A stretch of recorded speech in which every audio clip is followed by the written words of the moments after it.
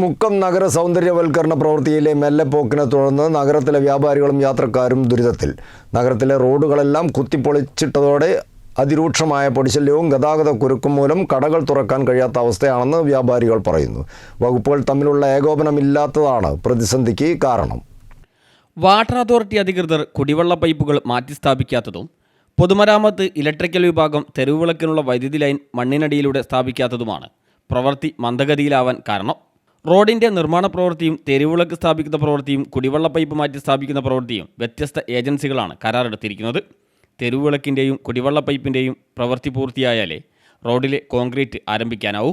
മുക്കം ടൗണിലെ മുഴുവൻ റോഡുകളും 4.8 കോടി രൂപ ചെലവിൽ അത്യാധുനിക രീതിയിൽ നവീകരിക്കുന്നതാണ് പദ്ധതി. ആലിൻചുവട് മുക്കംകടവ് പാലം റോഡ്, മാർക്കറ്റ് റോഡ്, ആലിൻചുവട് പുതിയ bus stand road, bypass, Thrikkudamanna ക്ഷേത്രം റോഡ് തുടങ്ങി നഗരമധ്യത്തിലെ എല്ലാ റോഡുകളും ഇൻ്റർലോക്ക് കട്ടകൾ പാകിയും കോൺക്രീറ്റ് ചെയ്തും നവീകരിച്ച് തെരുവുവിളക്കുകൾ സ്ഥാപിക്കുന്നതാണ് പദ്ധതി. കാസർഗോഡ് ആസ്ഥാനമായി പ്രവർത്തിക്കുന്ന BM കൺസ്ട്രക്ഷൻസാണ് നിർമ്മാണ ചുമതല ഏറ്റെടുത്തിരിക്കുന്നത്. 9 മാസമാണ് നിർമ്മാണ കാലാവധി.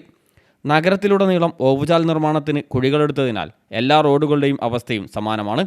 നവീകരണ പ്രവൃത്തി എത്രയും പെട്ടെന്ന് പൂർത്തിയാക്കി ദുരിതത്തിന് പരിഹാരം കാണണമെന്നാണ് നാട്ടുകാരും വ്യാപാരികളും പറയുന്നത്. പ്രവൃത്തി ആരംഭിച്ച് 6 മാസം പിന്നിട്ടെങ്കിലും നിലവിൽ തൃക്കുടമണ്ണ ക്ഷേത്രത്തിലേക്കുള്ള റോഡിൻ്റെ പ്രവൃത്തി മാത്രമേ പൂർത്തിയായിട്ടുള്ളൂ. നിർമ്മാണ പ്രവൃത്തി പെട്ടെന്ന് പൂർത്തിയാക്കിയില്ലെങ്കിൽ ഉത്സവകാലത്തെ കച്ചവടത്തെ ബാധിക്കുമെന്ന ആശങ്കയിലാണ് വ്യാപാരികൾ. നിലവിൽ കുത്തിപ്പൊളിച്ച റോഡുകളുടെ പ്രവൃത്തി പൂർത്തിയാക്കിയില്ലെങ്കിൽ മുക്കം ബൈപ്പാസിൻ്റെ ഉൾപ്പെടെ പ്രവൃത്തി ആരംഭിക്കാൻ അനുവദിക്കില്ലെന്ന നിലപാടും വ്യാപാരികൾ സ്വീകരിക്കുന്നു. CTV പ്രാദേശിക വാർത്ത, മുക്കം.